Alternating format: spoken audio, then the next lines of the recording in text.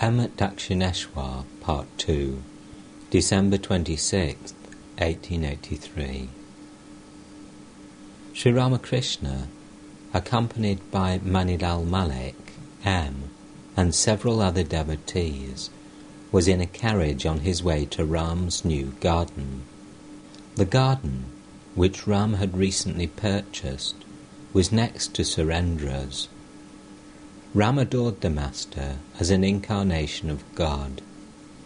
He visited Sri Ramakrishna frequently at Dakshineshwar. Manilal Malik was a member of the Brahmo Samaj.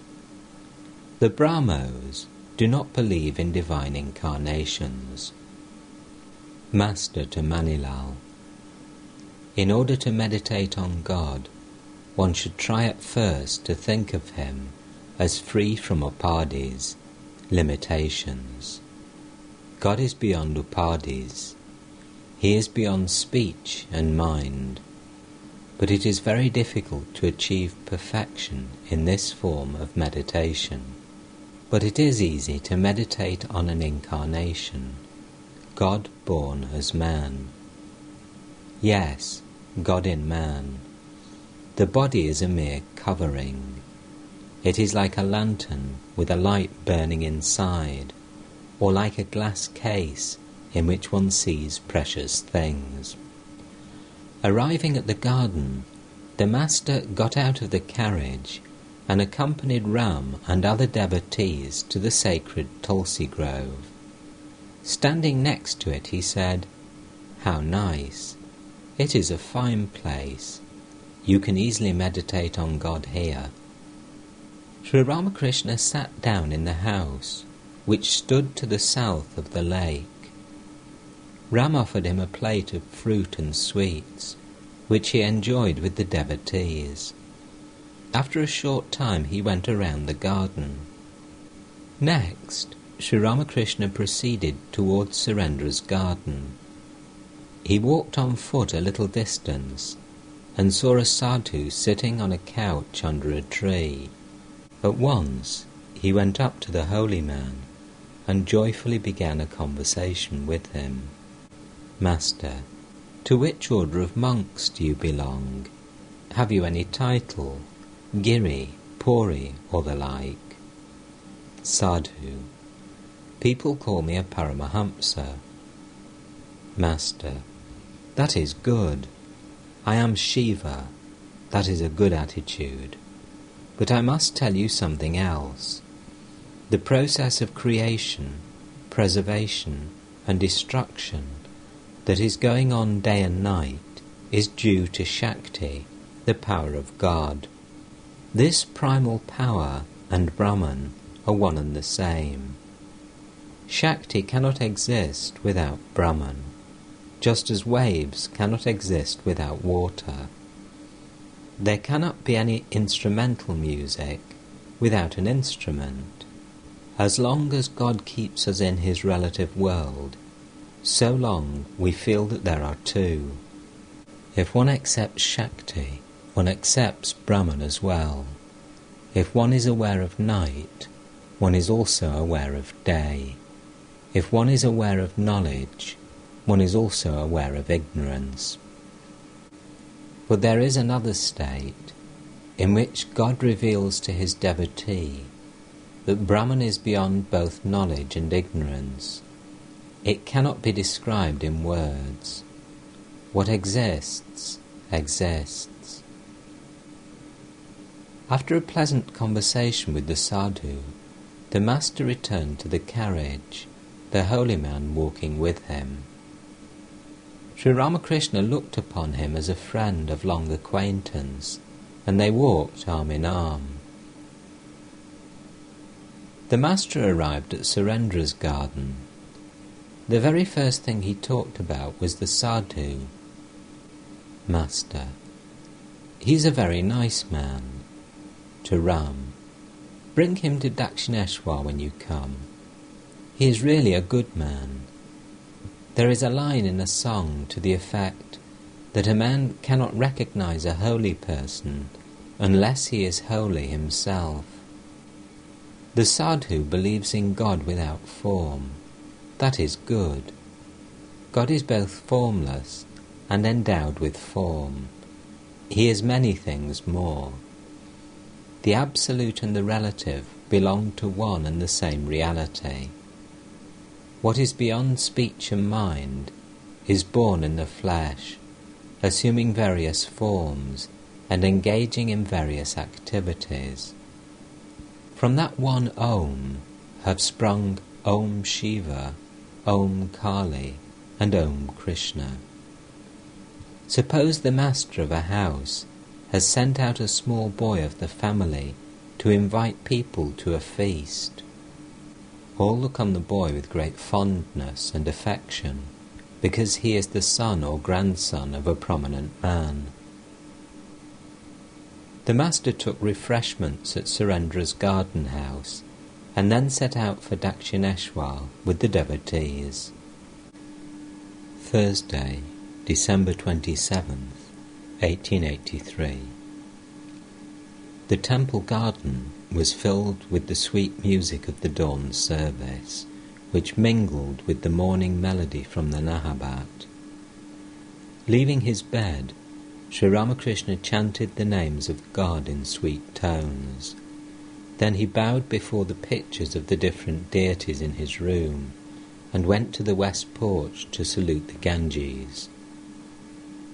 Some of the devotees who had spent the night at the temple garden came to the master's room and bowed before him. Rakhal was staying with the master, and Baburam had come the previous evening. M had been staying there 2 weeks.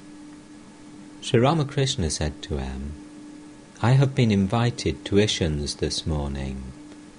Baburam will accompany me, and you too." M made ready to go with the master.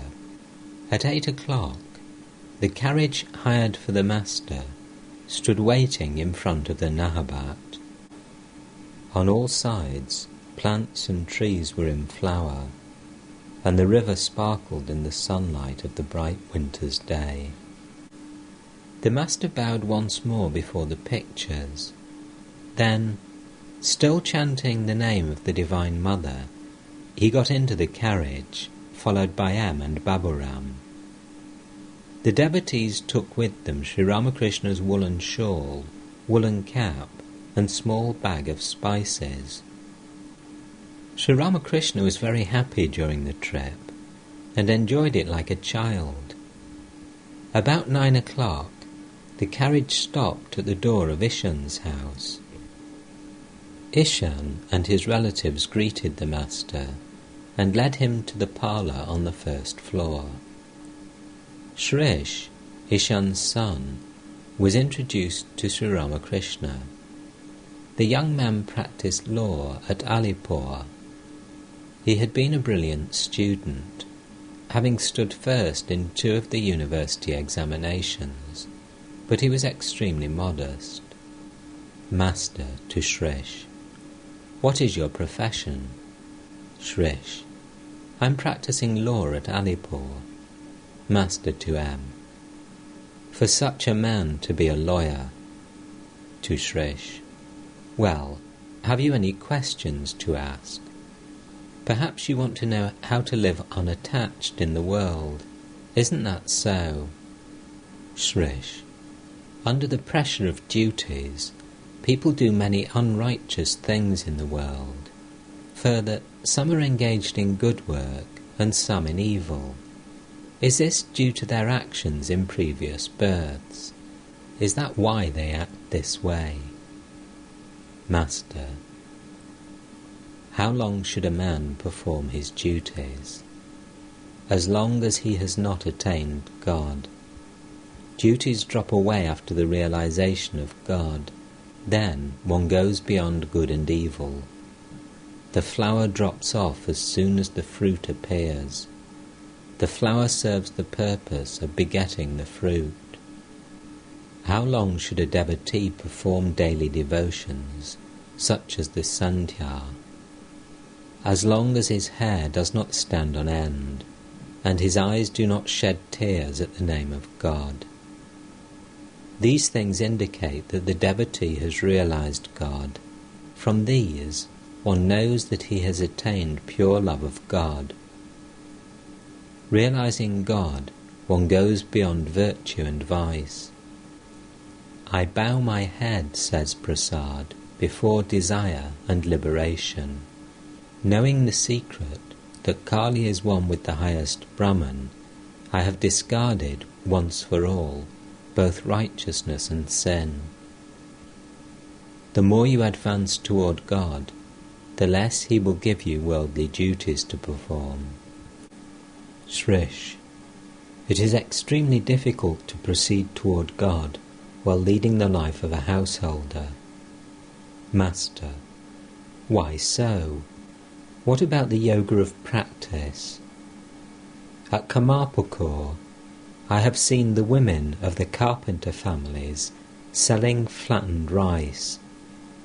Let me tell you how alert they are while doing their business. The pestle of the husking machine that flattens the paddy constantly falls into the hole of the mortar. The woman turns the paddy in the hole with one hand, and with the other holds her baby on her lap as she nurses it. In the meantime, customers arrive. The machine goes on pounding the paddy, and she carries on her bargains with the customers. She says to them, "Pay the few pennies you owe me before you take anything more." You see, she has all these things to do at the same time: nurse the baby, turn the paddy as the pestle pounds it, take the flattened rice out of the hole, and talk to the buyers. This is called the yoga of practice. 15 parts of her mind out of 16 are fixed on the pestle of the husking machine, lest it should pound her hand. With only one part of her mind, she nurses the baby and talks to the buyers. Likewise, he who leads the life of a householder should devote 15 parts of his mind to God. Otherwise he will face ruin and fall into the clutches of death. He should perform the duties of the world with only one part of his mind. A man may lead the life of a householder after attaining knowledge, but he must attain knowledge first. If the milk of the mind is kept in the water of the world, they get mixed. Therefore, he should turn the milk into curd and extract butter from it by churning it in solitude. Then he may keep the butter in the water of the world. Therefore, you see, spiritual discipline is necessary. When the ashwata tree is a mere sapling, it must be enclosed by a fence. Otherwise the cattle will eat it. But the fence may be taken away when the trunk grows thick and strong. Then even an elephant tied to the tree cannot harm it. Therefore, at the beginning, the aspirant should go into solitude now and then. Spiritual discipline is necessary. You want to eat rice. Suppose you sit down somewhere and say, "Wood contains fire, and fire cooks rice." Can saying it cook the rice? You must get 2 pieces of wood, and by rubbing them together, bring out the fire. By eating siddhi, one becomes intoxicated and feels happy. But suppose you haven't eaten the stuff or done anything else with it. You simply sit down somewhere and mutter, "Siddhi, Siddhi." Will that intoxicate you or make you happy? You may learn a great deal from books, but it is all futile if you have no love for God and no desire to realize Him. A mere pundit, without discrimination and renunciation, has his attention fixed on woman and gold.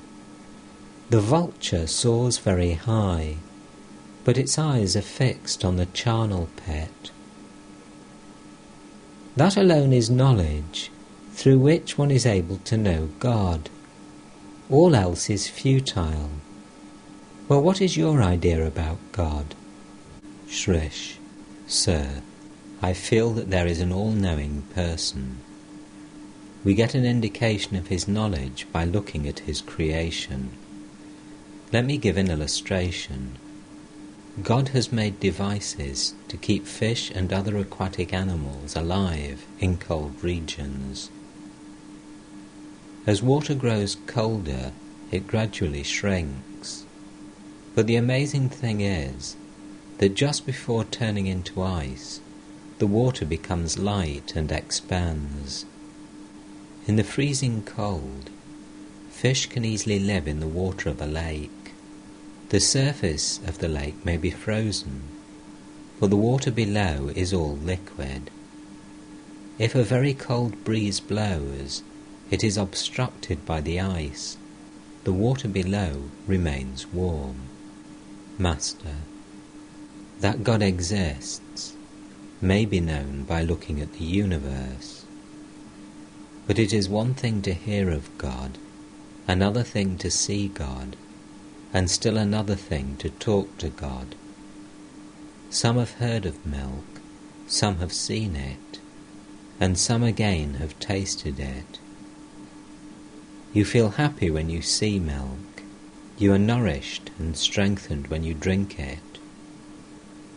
You will get peace of mind only when you have seen God.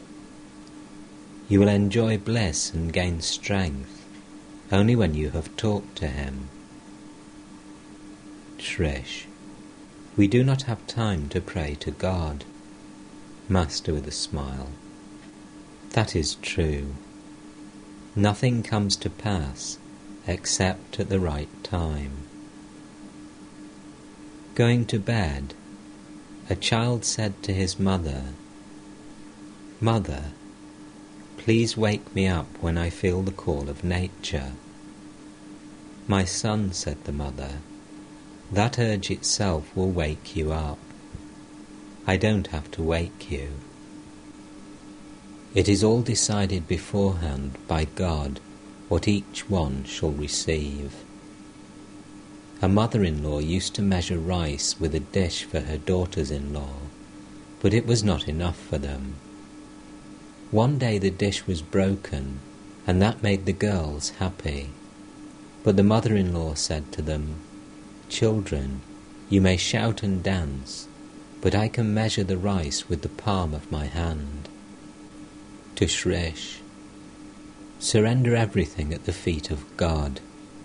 What else can you do? Give him the power of attorney. Let him do whatever he thinks best. If you rely on a great man, he will never injure you. It is no doubt necessary to practice spiritual discipline, but there are two kinds of aspirants. The nature of the one kind is like that of the young monkey, and the nature of the other kind is like that of the kitten.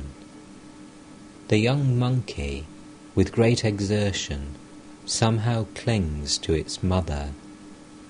Likewise, there are some aspirants who think that in order to realize God, they must repeat His name a certain number of times, meditate on Him for a certain period, and practice a certain amount of austerity.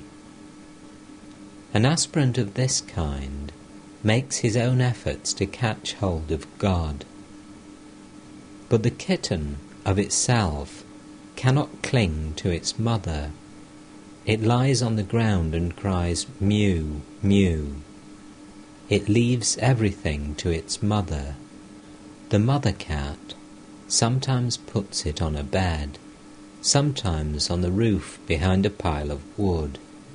She carries the kitten in her mouth, hither and thither. The kitten doesn't know how to cling to the mother. Likewise, there are some aspirants who cannot practice spiritual discipline by calculating about japa or the period of meditation. All that they do is cry to God with yearning hearts. God hears their cry and cannot keep himself away. He reveals himself to them. At noon, the host wished to feed the master and the devotees. Sri Ramakrishna was smilingly pacing the room. Now and then he exchanged a few words with the musician. Musician, it is God alone who is both the instrument and the cause. Duryodhana said to Krishna, O Lord, thou art seated in my heart. I act as thou makest me act. Master with a smile. Yes, that is true. It is God alone who acts through us. He is the doer, undoubtedly, and man is his instrument. But it is also true that an action cannot fail to produce its result. Your stomach will certainly burn if you eat a hot chili. It is God who has ordained that the chili will burn your stomach. If you commit a sin, you must bear its fruit. But one who has attained perfection, realized God, cannot commit sin. An expert singer cannot sing a false note. A man with a trained voice sings the notes correctly. Sa, re, ga, ma, pa, da, ni. The meal was ready. The master and the devotees went to the inner court, where they were treated to a generous feast. About 3 o'clock in the afternoon, the master was seated again in Ishan's drawing room with M and Shrish. He resumed his conversation with Shrish. Master, what is your attitude toward God? I am he, or master and servant. For the householder, it is very good to look on God as the master. The householder is conscious of doing the duties of life himself. Under such conditions, how can he say, I am he? To him who says, I am he, the world appears to be a dream. His mind, his body, even his ego are dreams to him. Therefore he cannot perform worldly duties. So it is very good for the householder to look on himself as the servant and on God as the master. Hanuman had the attitude of a servant. He said to Rama, O Rama, sometimes I meditate on you as the whole and on myself as a part.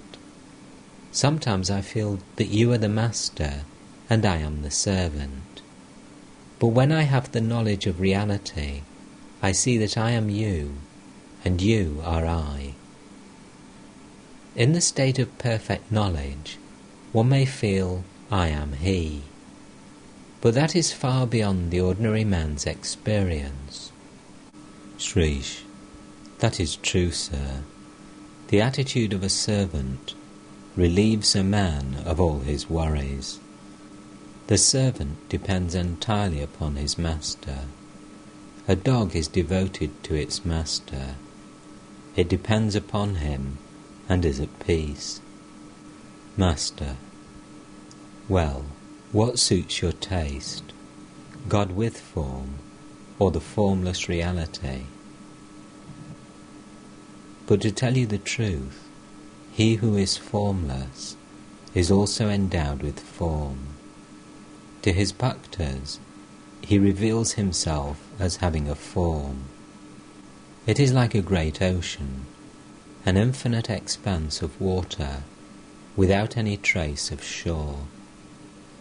Here and there some of the water has been frozen. Intense cold has turned it into ice.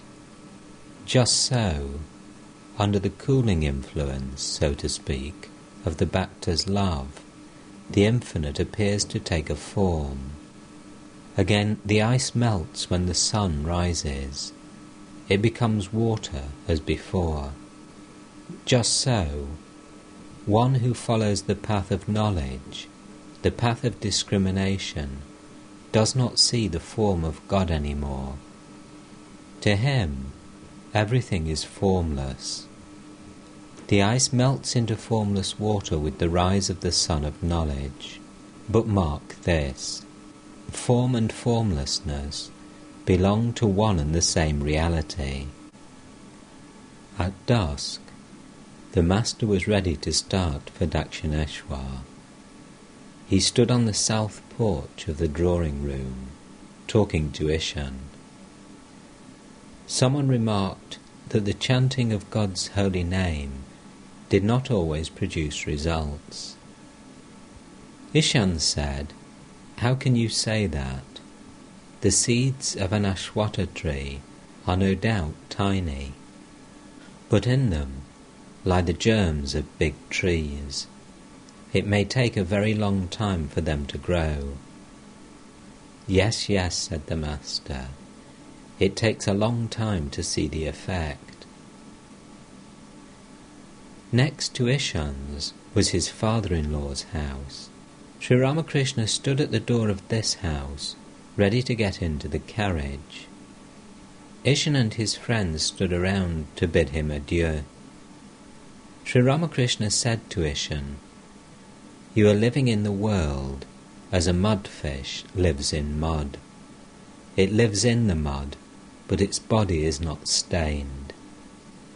There are both vidya and avidya in this world of Maya. Who may be called a Paramahamsa? He who, like a swan, can take the milk from a mixture of milk and water, leaving aside the water. He who, like an ant, can take the sugar from a mixture of sugar and sand, leaving aside the sand." It was evening. The Master stopped at Ram's house on his way to Dakshineshwar. He was taken to the drawing room, and there he engaged in conversation with Mahendra Goswami. Mahendra belonged to the Vaishnava sect and was Ram's neighbour. Sri Ramakrishna was fond of him. Master. The worshippers of Vishnu and the worshippers of Shakti will all ultimately reach one and the same goal. The ways may be different. The true Vaishnavas do not criticize the Shaktas. Goswami smiling. Shiva and Parvati are our father and mother. Sri Ramakrishna, out of his stock of 12 English words, said sweetly, "Thank you." Then he added, "Yes, father and mother." Goswami. Besides, it is a sin to criticize anyone, especially a devotee of God. All sins may be forgiven, but not the sin of criticizing a devotee. Master. But this idea of sin does not by any means affect all. For instance, the Ishvara Kotis, such as incarnations of God, are above sin. Sri Chaitanya is an example. A child walking on a narrow ridge and holding to his father may slip into a ditch, but that can never happen if the father holds the child by the hand. Listen. I prayed to the Divine Mother for pure love. I said to her, "Here is thy righteousness, here is thy unrighteousness. Take them both, and give me pure love for thee. Here is thy purity, here is thy impurity. Take them both, and give me pure love for thee. O Mother, here is thy virtue, here is thy vice. Take them both, and give me pure love for thee." Goswami. Yes, sir, that is right. Master. You should undoubtedly bow before all views, but there is a thing called unswerving devotion to one ideal. True, you should salute everyone, but you must love one ideal with your whole soul. That is unswerving devotion. Hanuman could not take delight in any other form than that of Rama. The gopis had such single-minded love for the cowherd Krishna of Vrindavan that they did not care to see the turbaned Krishna of Dwaraka. A wife may serve her husband's brothers by fetching water or in other ways, but she cannot serve them in the way she does her husband. With him she has a special relationship. Ram treated the master to sweets. Sri Ramakrishna was ready to start for Dakshineshwar. He put on his woolen shawl and cap and got into the carriage with M and the other devotees. Ram and his friends saluted the master. Saturday, December 29th, 1883. It was the day of the new moon, auspicious for the worship of the Divine Mother. At 1 o'clock in the afternoon, Sri Ramakrishna got into a carriage to visit the temple of Kali at Kalighat. He intended to stop at Adhar's house on the way, since Adhar was to accompany him to the temple. While the carriage was waiting near the north porch of the master's room, M went to the master and said, "Sir, may I also go with you?" Master: "Why?" M: "I should like to visit my home in Calcutta." Sri Ramakrishna reflected a moment and said, "Must you go home? Why? You are quite all right here." M wanted to see his people a few hours, but evidently the master did not approve. Sunday, December 30th, 1883. At 3 o'clock in the afternoon, while M was walking up and down under a tree, a devotee came to him and said that the master had sent for him.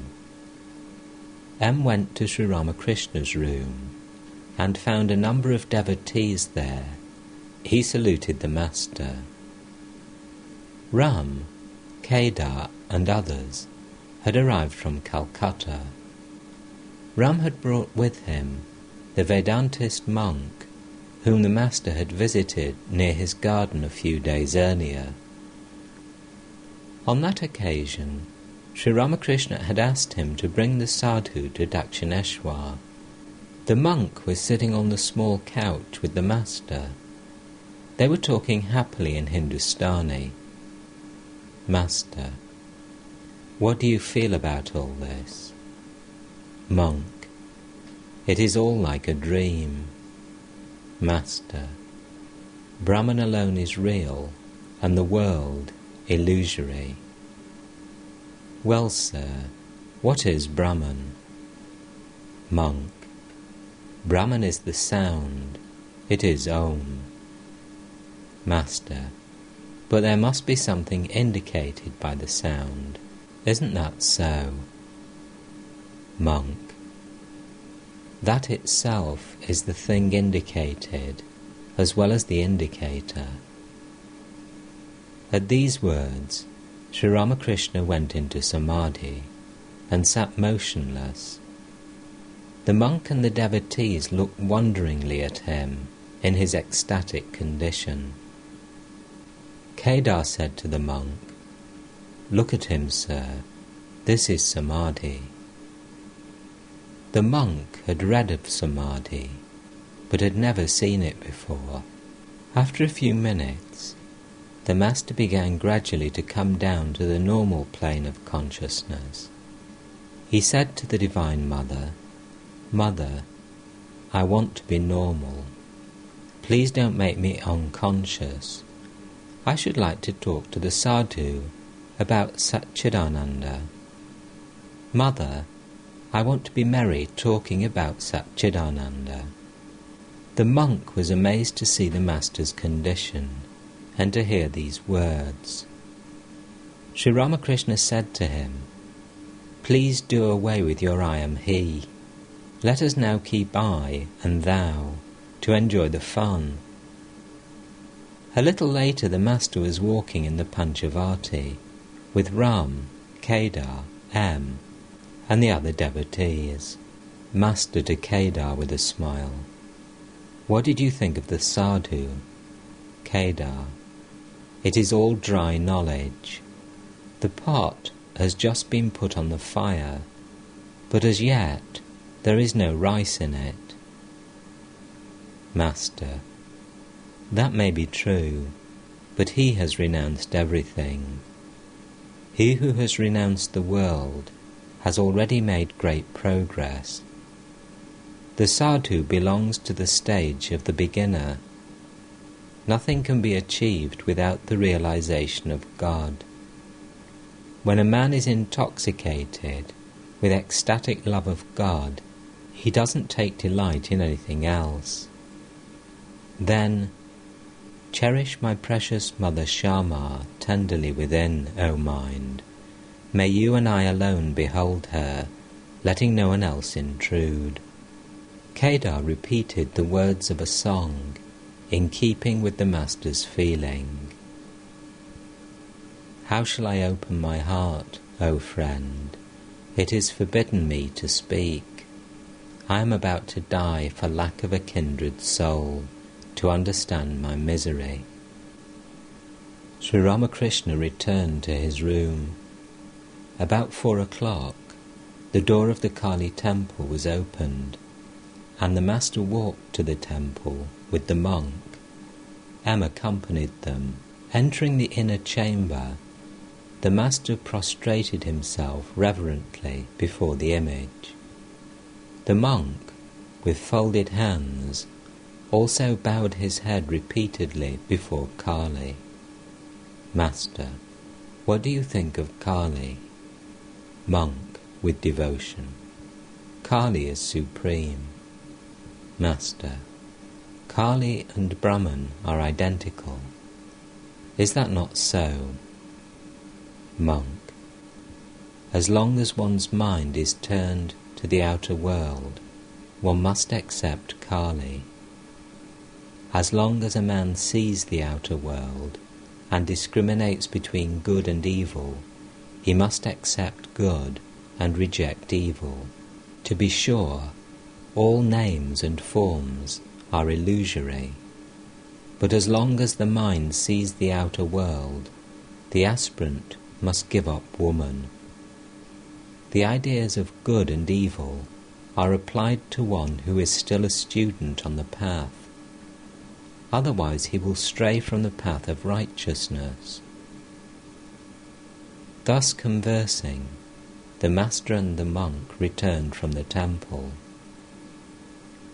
Master to M, "Did you notice that the sadhu bowed before Kali?" M, "Yes, sir." Monday, December 31st, 1883. At 4 o'clock in the afternoon, the master was sitting in his room with M, Rakal, Latu, Harish, and other devotees.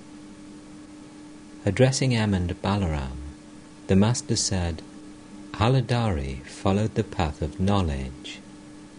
Day and night he used to study the Upanishads, the Adhyatma Ramayana, and similar books on Vedanta.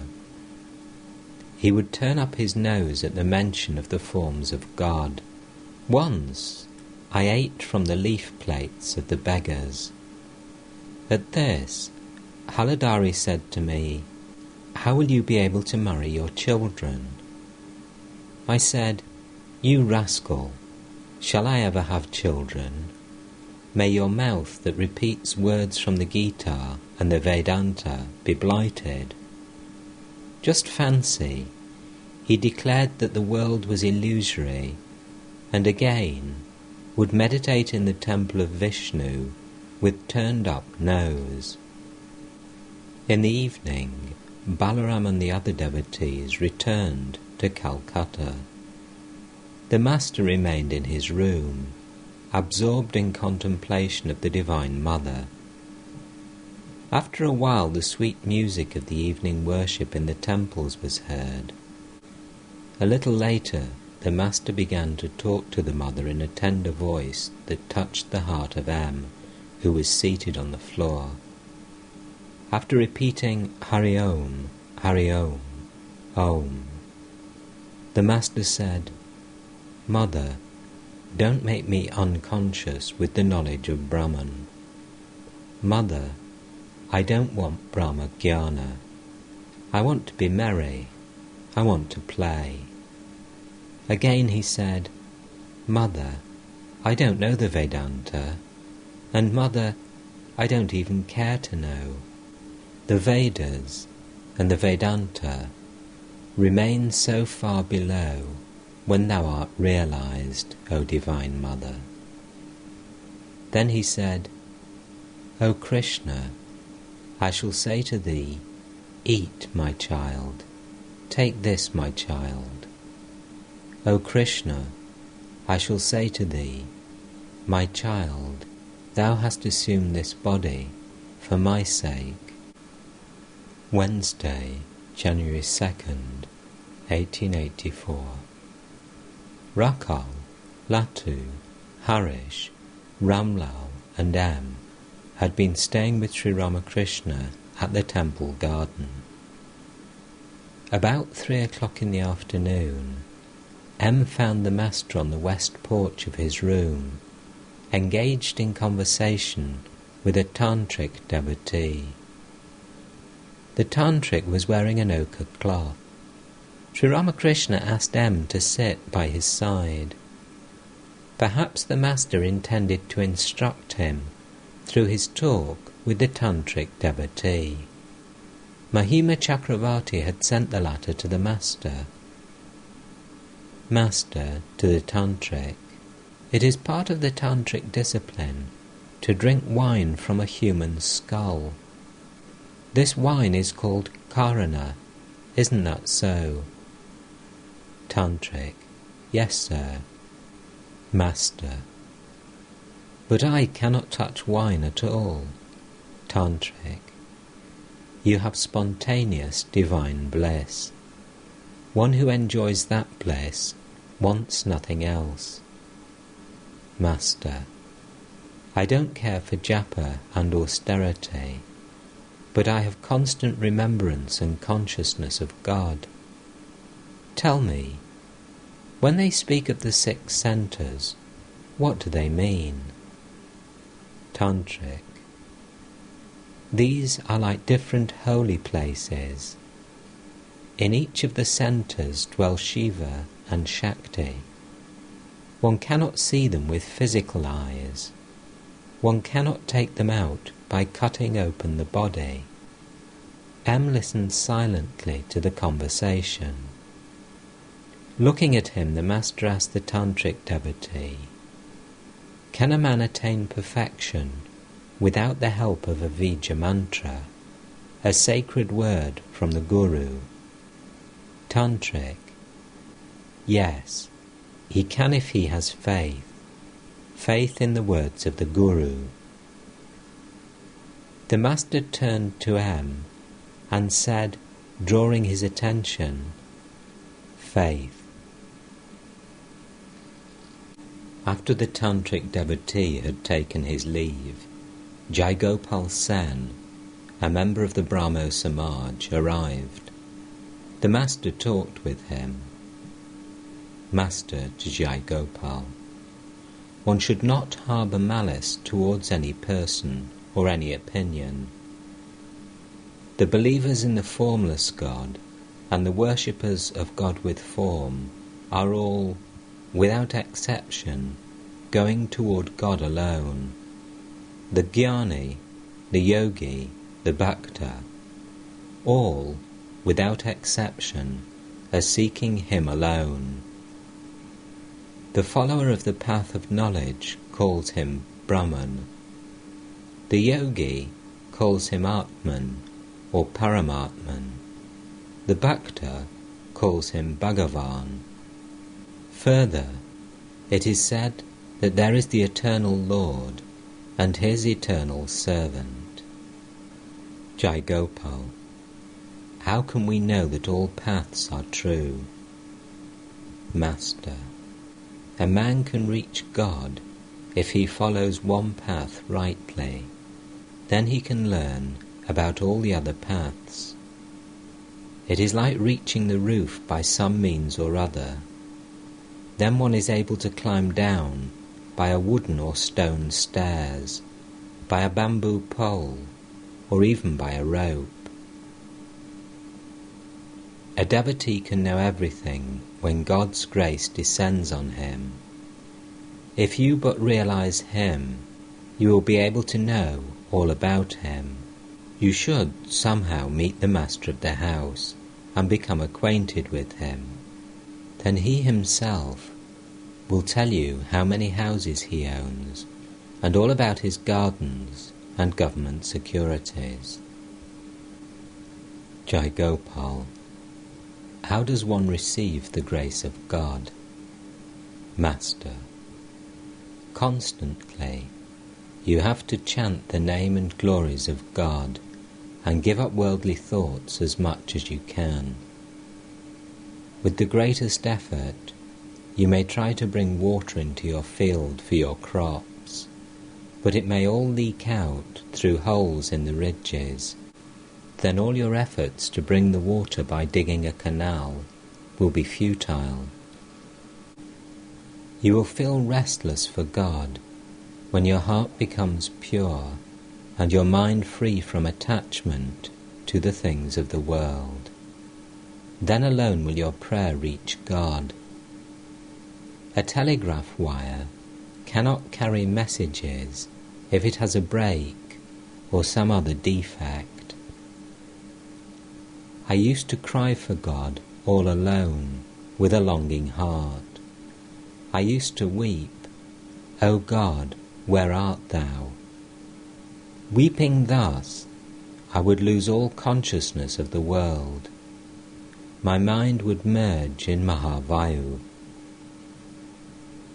How can one attain yoga? By completely renouncing attachment to worldly things. The mind must be pure and without blemish, like the telegraph wire that has no defect. One must not cherish any desire whatever. The devotion of a man who has any desire is selfish. But desireless devotion is love for its own sake. You may love me or not, but I love you. This is love for its own sake. The thing is that one must love God. Through intense love, one attains the vision of him, the attraction of the husband for the chaste wife, the attraction of the child for its mother, the attraction of worldly possessions for the worldly man. When a man can blend these three into one and direct it all to God, then he gets the vision of God. Jai Gopal was a man of the world. Was this why the Master gave instruction suited to him? At 8 o'clock that evening, the Master was sitting in his room with Rakhal and M. It was the 21st day of M's stay with Sri Ramakrishna. The Master had forbidden him to indulge in reasoning. Master to Rakhal, it is not good to reason too much. First comes God, and then the world. Realize God first, then you will know all about his world. To M and Rakhal, if first one is introduced to Jadu Malik, then one can know everything about him. The number of his houses, gardens, government securities, and so on. For this reason, the Rishi Narada advised Valmiki to repeat the word Mara. Ma means God, and Ra, the world. First comes God, and then the world. Krishna Kishore said that the word Mara is a holy mantra because it was given to Valmiki by the Rishi. Ma means God, and Ra, the world. Therefore, like Valmiki, one should at first renounce everything and cry to God in solitude with a longing heart. The first thing necessary is the vision of God. Then comes reasoning about the scriptures and the world. 2M. That is why I have been telling you not to reason anymore. I came from the pine grove to say that to you. Through too much reasoning, your spiritual life will be injured. You will at last become like Hazra. I used to roam at night in the streets, all alone, and cry to the Divine Mother, O Mother, blight with thy thunderbolt my desire to reason. Tell me that you won't reason any more. M. Yes, sir. I won't reason any more. Master. Everything can be achieved through bhakti alone. Those who want the knowledge of Brahman will certainly achieve that also by following the trail of bhakti. Can a man blessed with the grace of God ever lack knowledge? At Kamarpukur, I have seen the grain dealers measuring paddy. As one heap is measured away, another heap is pushed forward to be measured.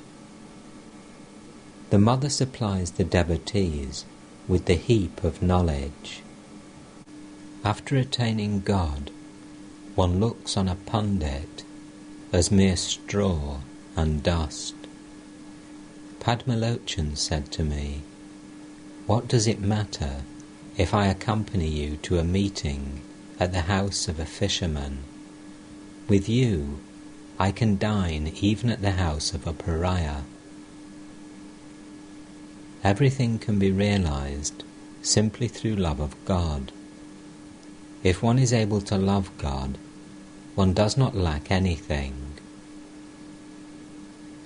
Kartika and Ganesha were seated near Bhagavati, who had a necklace of gems around her neck.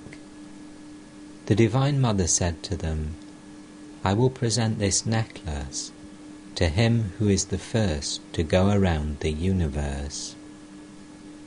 Thereupon Kartika, without losing a moment, set out on the peacock, his carrier. Ganesha, on the other hand, in a leisurely fashion, went around the Divine Mother and prostrated himself before her. He knew that she contained within herself the entire universe. The Divine Mother was pleased with him and put the necklace around his neck. After a long while, Kartika returned and found his brother seated there with the necklace on. Weeping, I prayed to the Divine Mother, "O Mother, reveal to me what is contained in the Vedas and the Vedanta. Reveal to me what is in the Purana and the Tantra." One by one, she has revealed all these to me. Yes, she has taught me everything. Oh, how many things she has shown me. One day, she showed me Shiva and Shakti everywhere. Everywhere I saw the communion of Shiva and Shakti. Shiva and Shakti existing in all living things, men, animals, trees, plants. I saw them in the communion of all male and female elements. Another day, I was shown heaps of human heads, mountain high. Nothing else existed, and I was seated alone in their midst. Still another day, she showed me an ocean. Taking the form of a salt doll, I was going to measure its depth. While doing this, through the grace of the Guru, I was turned to stone. Then I saw a ship, and at once got into it. The helmsman was the Guru. I hope you pray every day to Satchidananda, who is the Guru. Do you? M. Yes, sir. Master. The Guru was the helmsman in the boat. I saw that I and you were two different things. Again, I jumped into the ocean and was changed into a fish. I found myself swimming joyfully in the ocean of Satchidananda. These are all deep mysteries. What can you understand through reasoning? You will realize everything when God Himself teaches you. Then you will not lack any knowledge. Friday, January the 4th, 1884. Sri Ramakrishna was sitting in his room. M was still staying with the Master, devoting his time to the practice of spiritual discipline. He had been spending a great part of each day in prayer and meditation under the bell tree, where the Master had performed great austerities and had seen many wonderful visions of God. Master to M. Don't reason any more. In the end, reasoning only injures the aspirant. One should assume a particular attitude toward God while praying to Him. The attitude of friend or servant or son or hero. I assume the attitude of a child. To me, every woman is my mother. The divine Maya, seeing this attitude in an aspirant, moves away from his path out of sheer shame. The attitude of hero is extremely difficult. The Shaktas and the Bauls among the Vaishnavas follow it, but it is very hard to keep one's spiritual life pure in that attitude. One can assume other attitudes toward God as well. The attitude in which the devotee serenely contemplates God as the Creator, the attitude of service to Him, the attitude of friendship, the attitude of motherly affection, or the attitude of conjugal love. The conjugal relationship, the attitude of a woman to her husband or sweetheart, contains all the rest: serenity, service, friendship, and motherly affection. To M. Which one of these appeals to your mind? M. I like them all. Master. When one attains perfection, one takes delight in all these relationships. In that state, a devotee has not the slightest trace of lust. The holy books of the Vaishnavas speak of Chandidas and the washerwoman. Their love was entirely free from lust. In that state, a devotee looks on himself as a woman. He does not regard himself as a man. Sanatana Goswami refused to see Mirabai because she was a woman. Mira informed him that at Vrindavan the only man was Krishna, and that all others were his handmaids. Was it right of Sanatana to think of himself as a man? Mira inquired. At dusk M was sitting at the Master's feet. Sri Ramakrishna had been told that Keshab's illness had taken a turn for the worse. He was talking about Keshab and incidentally about the Brahmo Samaj. Master to M. Do they only give lectures in the Brahmo Samaj, or do they also meditate? I understand that they call their service in the temple Upasana. Keshab at one time thought a great deal of Christianity and the Christian views. At that time, and even before, he belonged to Devendranath Tagore's organisation. M. Had Keshab Babu come here from the very beginning, he would not have been so preoccupied with social reform. He would not have been so busy with the abolition of the caste system, widow remarriage, inter-caste marriage, women's education, and such social activities.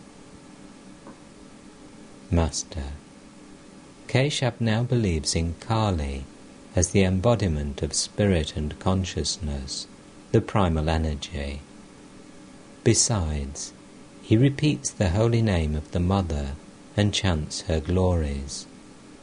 Do you think the Brahmo Samaj will develop in future into a sort of social reform organisation?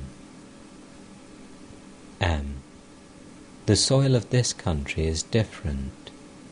Only what is true survives here. Master. Yes, that is so. The Sanatana Dharma, the eternal religion declared by the rishis, will alone endure. But there will also remain some sects, like the Brahmo Samaj. Everything appears and disappears through the will of God. Earlier in the afternoon, several devotees from Calcutta had visited the Master and had sung many songs. One of the songs contained the following idea. O Mother, you have cajoled us with red toys. You will certainly come running to us when we throw them away and cry ourselves hoarse for you. Master to M. How well they sang about the red toys. M. Yes, sir. You once told Keshab about the red toys. Master. Yes. I also told him about Chidakasha, the inner consciousness, and about many other things. Oh, how happy we were. We used to sing and dance together. Saturday, January the 5th, 1884. It was the 23rd day of M's stay with Sri Ramakrishna. M had finished his midday meal about 1 o'clock and was resting in the Nahabat when suddenly he heard someone call his name 3 or 4 times. Coming out, he saw Sri Ramakrishna calling him from the veranda north of his room. M saluted the Master and they conversed on the south veranda. Master. I want to know how you meditate. When I meditated under the bell tree, I used to see various visions clearly. One day, I saw in front of me money, a shawl, a tray of sandesh, and 2 women. I asked my mind, do you want any of these? I saw the sandesh to be mere filth. One of the women had a big ring in her nose. I could see both their inside and outside, entrails, filth, bone, flesh, and blood. The mind did not want any of these, money, shawl, sweets, or women. It remained fixed at the lotus feet of God. A small balance has 2 needles. The upper, and the lower. The mind is the lower needle. I was always afraid lest the mind should move away from the upper needle, God. Further, I would see a man always sitting by me with a trident in his hand. He threatened to strike me with it if the lower needle moved away from the upper one. But no spiritual progress is possible without the renunciation of woman and gold. I renounce these three: land, wife, and wealth. Once I went to the registry office to register some land, the title of which was in the name of Raghuveer. The officer asked me to sign my name, but I didn't do it, because I couldn't feel that it was my land. I was shown much respect as the guru of Keshab Sen. They presented me with mangoes, but I couldn't carry them home. A sannyasi cannot lay things up. How can one expect to attain God without renunciation? Suppose one thing is placed upon another. How can you get the second without removing the first? One must pray to God without any selfish desire. But selfish worship, if practiced with perseverance, is gradually turned into selfless worship. Dhruva practiced tapasya to obtain his kingdom, but at last he realized God. He said, "Why should a man give up gold if he gets it while searching for glass beads?" God can be realized when a man acquires sattva. Householders engage in philanthropic work such as charity, mostly with a motive.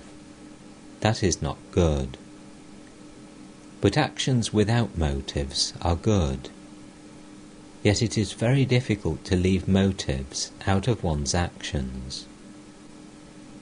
When you realize God, will you pray to Him, "O God, please grant that I may dig reservoirs, build roads, and found hospitals and dispensaries"?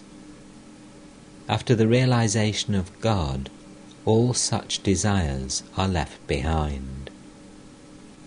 Then mustn't one perform acts of compassion, such as charity to the poor? I do not forbid it. If a man has money, he should give it to remove the sorrows and sufferings that come to his notice. In such an event, the wise man says, "Give the poor something," but inwardly he feels, "What can I do? God alone is the doer. I am nothing." The great souls, deeply affected by the sufferings of men, show them the way to God. Shankaracharya kept the ego of knowledge in order to teach mankind. The gift of knowledge and devotion is far superior to the gift of food. Therefore, Chaitanya Deva distributed bhakti to all, including the outcast.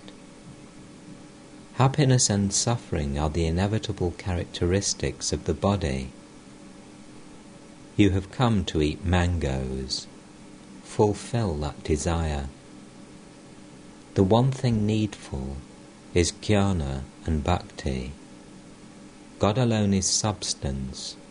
All else is illusory. It is God alone who does everything. You may say that in that case man may commit sin, but that is not true. If a man is firmly convinced that God alone is the doer, and that he himself is nothing, then he will never make a false step. It is God alone who has planted in man's mind what the Englishman calls free will. People who have not realized God would become engaged in more and more sinful actions if God had not planted in them the notion of free will. Sin would have increased if God had not made the sinner feel that he alone was responsible for his sin. Those who have realized God are aware that free will is a mere appearance. In reality, man is the machine and God its operator. Man is the carriage and God its driver. It was about 4 o'clock. Rakhal and several other devotees were listening to a kirtan by M in the hut at the Panchavati. Rakhal went into a spiritual mood while listening to the devotional song. After a while, the master came to the Panchavati, accompanied by Baburam and Harish. Other devotees followed. Rakhal: how well he, referring to M, sang kirtan for us. He made us all very happy. The master sang in an ecstatic mood. O friends, how great is my relief to hear you chanting Krishna's name. To the devotees he said, always sing devotional songs. Continuing, he said, to love God and live in the company of the devotees, that is all. What more is there? He said again, when Krishna went to Mathura, Yashoda came to Radha, who was absorbed in meditation. Afterwards, Radha said to Yashoda, I am the primordial energy. Ask a boon of me. What other boon shall I ask of you? Said Yashoda. Only bless me, that I may serve God with my body, mind, and tongue, that I may behold his devotees with these eyes, that I may meditate on him with this mind, and that I may chant his name and glories with this tongue. But those who are firmly established in God may do as well without the devotees. This is true of those who feel the presence of God both within and without. Sometimes they don't enjoy the devotees' company. You don't whitewash a wall inlaid with mother of pearl. The lime won't stick. The master returned presently from the Panchavati, talking to M. Master, you have the voice of a woman. Can't you practice a song such as this? Tell me, friend, how far is the grove where Krishna, my beloved, dwells? To M, pointing to Baburam. You see, my own people have become strangers. Ramlal and my other relatives seem to be foreigners, and strangers have become my own. Don't you notice how I tell Baburam to go and wash his face? The devotees have become relatives. Looking at the Panchavati, I used to sit there. In course of time I became mad. That phase also passed away. Kala, Shiva, is Brahman. That which sports with Kala is Kali, the primal energy. Kali moves even the immutable. Saying this, the master sang. My mind is overwhelmed with wonder, pondering the mother's mystery. Her very name removes the fear of Kala, death himself. Beneath her feet lies Mahakala. Then he said to M, today is Saturday. Go to the temple of Kali.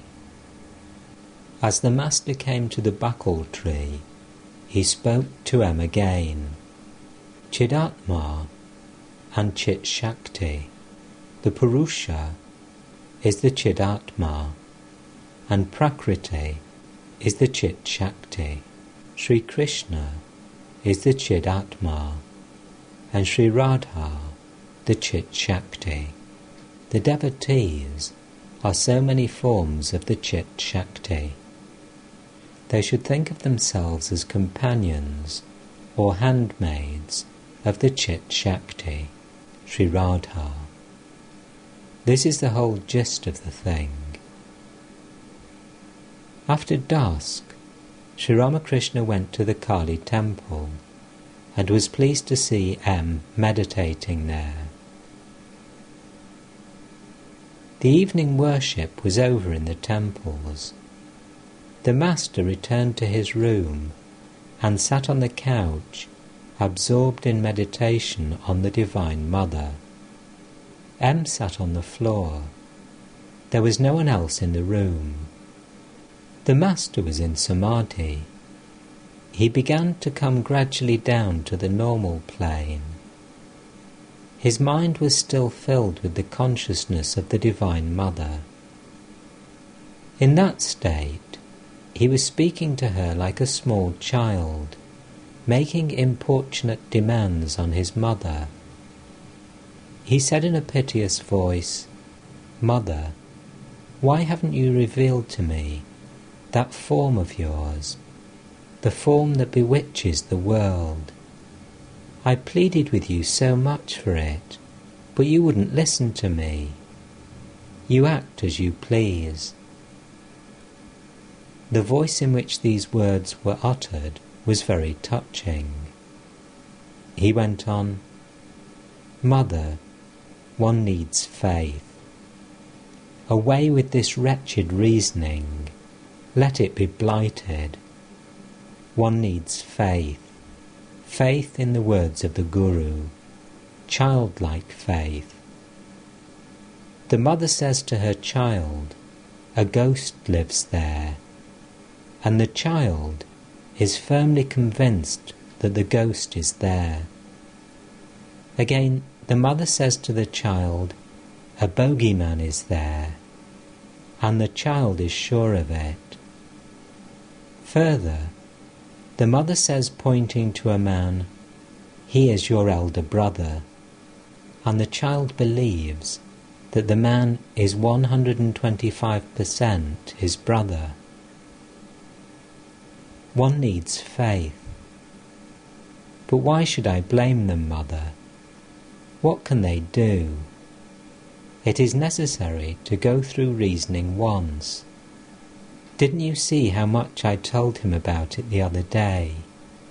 But it all proved useless. The Master was weeping and praying to the Mother in a voice choked with emotion. He prayed to her with tearful eyes for the welfare of the devotees. Mother, may those who come to you have all their desires fulfilled, but please don't make them give up everything at once, Mother. Well, you may do whatever you like in the end. If you keep them in the world, Mother, then please reveal yourself to them now and then. Otherwise, how will they live? How will they be encouraged if they don't see you once in a while?